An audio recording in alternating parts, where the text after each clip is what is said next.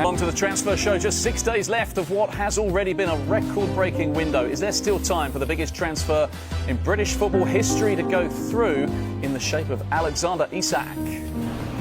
Bereze secured his move away from Crystal Palace at the weekend, but will club captain Marc Guehi also leave Selhurst Park before the deadline? Let's move straight to Alexander Isak, shall we? And will we now see some movement with regards to his future following last night's classic encounter between Newcastle and Liverpool? We understand two of Newcastle's board met with the Sweden striker at his house to discuss his future as he tries to push through a move to the champions. So before we hear from these two on it, we'll get to Keith Downey at St James's Park. Keith, very good to see you. What can Newcastle fans read into this meeting then at Isak's house?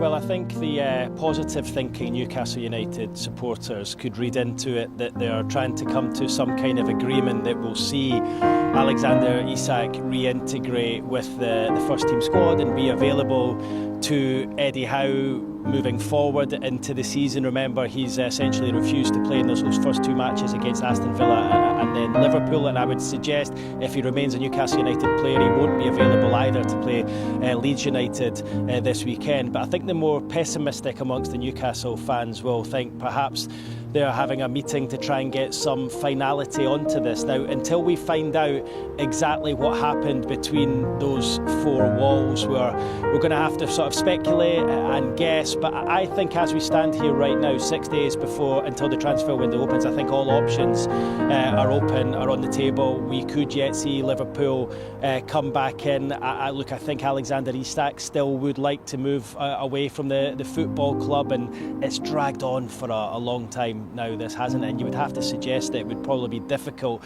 for him to reintegrate back into the squad given the strength of feeling among the supporters. Just listening to some of the stuff I heard last night here at St James's Park, and then we see the banners from the fans. I think it would be difficult for him to reintegrate, but of course if Liverpool don't come to the table with an offer that's acceptable to Newcastle, then he of course will remain a Newcastle United player. But behind all of this, and this has been the case for a number of weeks now, is that Newcastle are pretty much getting desperate when it comes to replacements. We know they tried to sign Benjamin Sesko as a replacement for Isak to allow him to go. They failed. They tried to sign Hugo Ekitike, who of course went to Liverpool and ironically scored here at St James's Park against Newcastle last night. They missed out on João Pedro and Liam Delap, and they've tried and failed a number of times, and they're still at the table, active in the market. And I think, look, if they manage to get maybe one for them, hopefully two, and I still think there's a chance Alexander Isak could leave between now and the closure of the transfer window. But Eddie Howe spoke post-match last night, didn't he?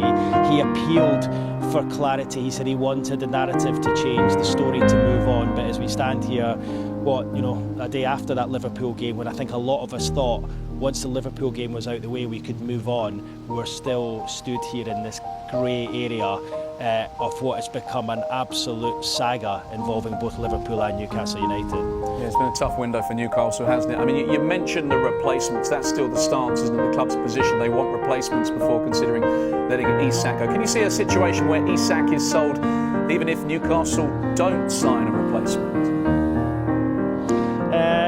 Look, I think it would be difficult for them, but if the noise is coming from Isak are that he will refuse to play and he's not interested in being reintegrated, then yes, I think in an ideal world they would have two replacements in. I think, and I've been saying this for a number of weeks now, I think even if they got one replacement in now, and we know they've been trying to sign Johan Wissa from Brentford, we know they're interested in Jorgen Strand Larsen from Wales because they made that £50 million offer yesterday, which of course was turned down by Wolverhampton Wanderers.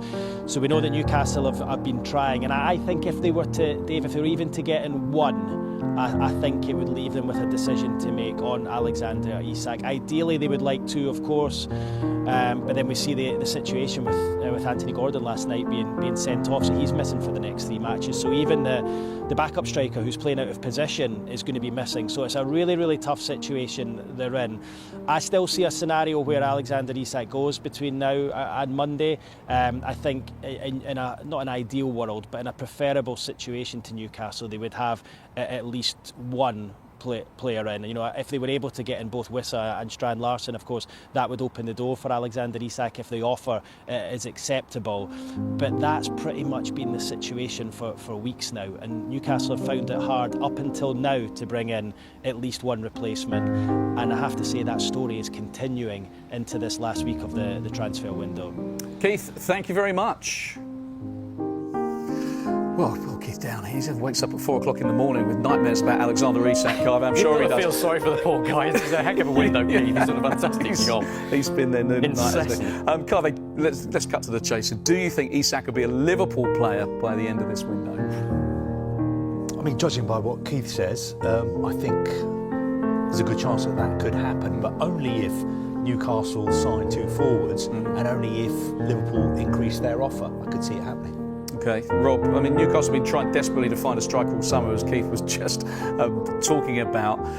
He mentioned yesterday they failed with a £50 million bid for Jürgen Strand Larsen. It seems like quite a lot of money for the Wolves attacker. They're obviously going to get quite a bit when they get rid of sell Isak on. Do you think they'll go back in with an improved offer for Strand Larsen? Because 50 million is already pretty top. It is. Look, the impression I get from the people I've been talking to is that Newcastle is a very well-run football club, and they're trying to work out what good value is here.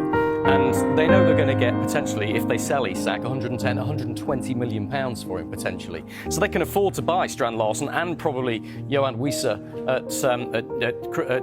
at Brentford as well. But they'd break the bank to do it and spend all of that money. And do they think that, with all due respect, Jürgen Strand Larsen and Johan Wissa are worth 120 million pounds for the two of them?